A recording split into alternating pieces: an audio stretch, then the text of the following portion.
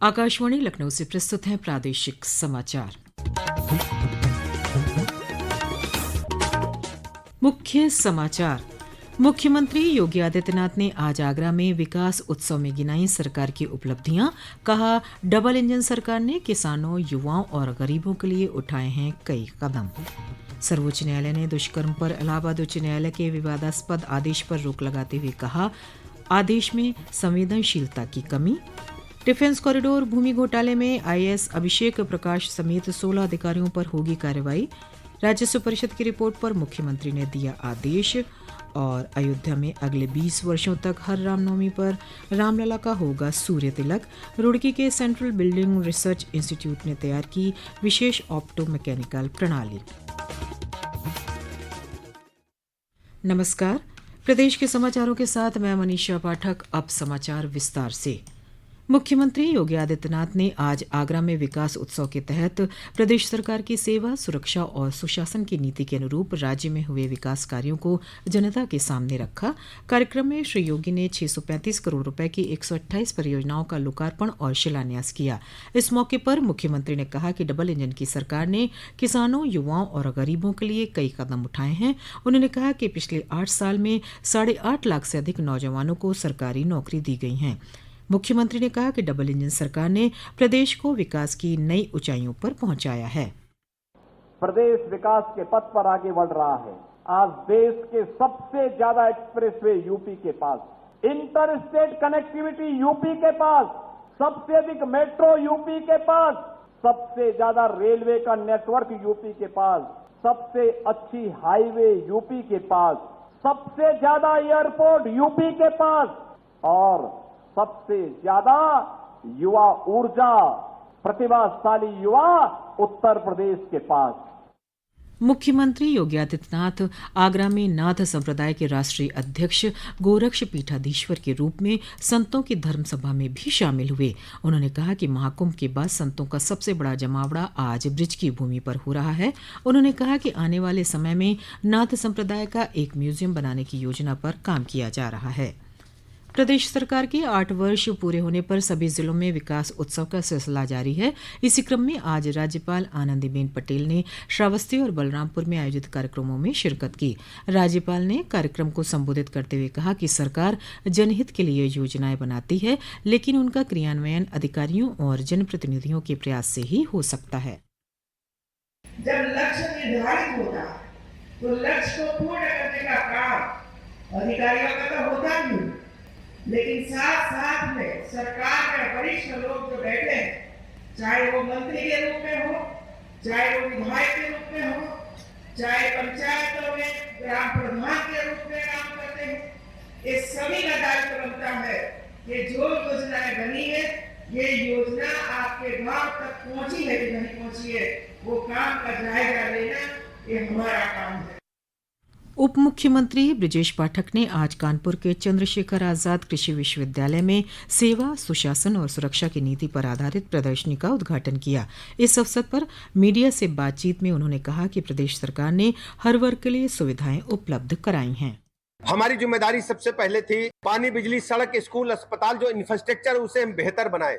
आज हम इन 8 वर्षों में कह सकते हैं कि उत्तर प्रदेश राज्य बीमारू राज्य के तमगे से बाहर निकल करके एक विकसित राज्य के रूप में स्थापित हो रहा है। बदहाली से हम निकल करके एक बेहतर से बेहतर स्थिति में लाने का काम इन 8 वर्षों में हमारी सरकार ने किया है। पर्यटन मंत्री जयवीर सिंह ने आज फर्रुखाबाद में आयोजित कार्यक्रम में प्रदेश सरकार की 8 साल की उपलब्धियां गिनाई। उन्होंने कहा कि बीते 8 साल में प्रदेश में पर्यटन को लेकर अभूतपूर्व विकास हुआ है। गोरखपुर में मंत्री स्वतंत्र देव सिंह ने जनसभा में कहा कि आज प्रदेश विकास की राह पर आगे बढ़ रहा है।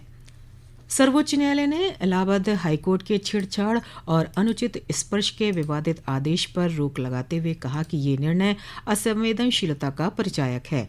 इलाहाबाद हाईकोर्ट के विवादित आदेश में कहा गया है कि अनुचित स्पर्श या वस्त्र से छेड़छाड़ दुष्कर्म का प्रयास नहीं है और अभियोजन पक्ष को दुष्कर्म के आरोप सिद्ध करने के लिए आवश्यक सबूत पेश करने चाहिए थे। पेश है एक रिपोर्ट। 17 मार्च को इलाहाबाद उच्च न्यायालय के न्यायमूर्ति राम मनोहर नारायण मिश्रा की पीठ ने कासगंज में आरोपी की आपराधिक पुनरीक्षण याचिका को स्वीकार करते हुए ये विवादित निर्णय दिया था। इलाहाबाद हाईकोर्ट के इस निर्णय के खिलाफ we the women of India नामक संगठन ने सर्वोच्च न्यायालय में मामले को उठाया था, जिसका संज्ञान लेते हुए न्यायमूर्ति BR गवई और न्यायमूर्ति अगस्टीन जॉर्ज मसीह की पीठ ने कहा कि इलाहाबाद उच्च न्यायालय के न्यायमूर्ति राम मनोहर नारायण मिश्रा में संवेदनशीलता की कमी लगती है। शीर्ष न्यायालय ने इस मामले में केंद्र सरकार और उत्तर प्रदेश सरकार से जवाब मांगा है। आकाशवाणी समाचार कक्ष से शैलेंद्र शर्मा। मुख्यमंत्री योगी आदित्यनाथ ने डिफेंस कॉरिडोर भूमि घोटाले में लखनऊ के तत्कालीन DM IAS अभिषेक प्रकाश समेत 16 अधिकारियों के खिलाफ कार्रवाई के निर्देश दिए हैं। IAS अभिषेक प्रकाश निवेशक से कमीशन लेने के मामले में पहले ही निलंबित हो चुके हैं। डिफेंस कॉरिडोर भूमि घोटाले में कोर्ट के आदेश पर राजस्व परिषद के तत्कालीन अध्यक्ष डॉक्टर रजनीश दुबे ने पूरे मामले की जांच कर रिपोर्ट शासन को सौंपी थी। राजस्व परिषद ने इस रिपोर्ट को कार्रवाई के लिए मुख्यमंत्री के पास भेजा था, जहां से संबंधित अधिकारियों पर कार्रवाई के निर्देश दिए गए थे। ये समाचार आप आकाशवाणी लखनऊ से सुन रहे हैं। ताज़ा समाचार जानने के लिए आप हमारी वेबसाइट newsonair.gov.in पर लॉगिन कर सकते हैं। इसके साथ ही आप प्रादेशिक समाचारों का ये बुलेटिन हमारे YouTube channel news on AIR Lucknow पर भी सुन सकते हैं। समाचारों में आपका फिर स्वागत है। प्रधानमंत्री नरेंद्र मोदी ने इस महीने की 30 मार्च को आकाशवाणी पर होने वाले मन की बात कार्यक्रम के लिए सुझाव आमंत्रित किए हैं। ये मासिक रेडियो कार्यक्रम की 120वीं कड़ी होगी। कार्यक्रम के लिए अपने विचार और सुझाव टोल फ्री नंबर 1800117800 के माध्यम से दिए जा सकते हैं। नरेंद्र मोदी ऐप या MyGov ओपन फोरम के माध्यम से भी ऑनलाइन सुझाव 28 तारीख तक साझा किए जा सकते हैं। केंद्रीय सूचना एवं प्रसारण मंत्रालय की ओर से आयोजित विश्व ऑडियो विजुअल और मनोरंजन शिखर सम्मेलन वेव्स 1 से 4 मई 2025 तक मुंबई में आयोजित किया जाएगा। इस आयोजन में शामिल होने के लिए मीडिया प्रतिनिधि पंजीकरण आज से शुरू हो गया है। इसमें पत्रकारों, फोटोग्राफर, कंटेंट क्रिएटर्स और मीडिया पेशेवरों को इस ऐतिहासिक कार्यक्रम को कवर करने के लिए आमंत्रित किया जा रहा है।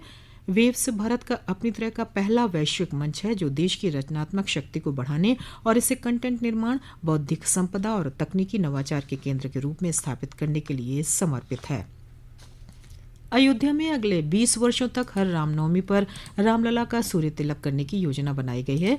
राम मंदिर निर्माण समिति के अध्यक्ष नृपेंद्र मिश्र ने बताया कि श्री राम जन्मभूमि मंदिर में रामलला के सूर्य तिलक के लिए रुड़की के सेंट्रल बिल्डिंग रिसर्च इंस्टीट्यूट ने एक विशेष ऑप्टो मैकेनिकल प्रणाली विकसित की है। रामनवमी में जो सूर्य किरण की व्यवस्था की जानी है, उस पर भी चर्चा की। जो शिखर की प्रगति है, उससे ऐसा प्रतीत होता है कि जो परमानेंट व्यवस्था होगी सूर्य किरण की अगले 20 वर्ष के लिए, तो वह व्यवस्था संभव हो पाएगी। यानी अब अस्थायी की बजाय स्थायी व्यवस्था इस वर्ष के सूर्य किरण की होगी। चैत्र नवरात्रि पर 30 मार्च से देवीपाटन मंदिर में लगने वाले मेले की सभी तैयारियां पूरी कर ली गई हैं। मेले में श्रद्धालुओं की सुविधा और सुरक्षा को लेकर व्यापक इंतजाम किए गए हैं। पेश है एक रिपोर्ट।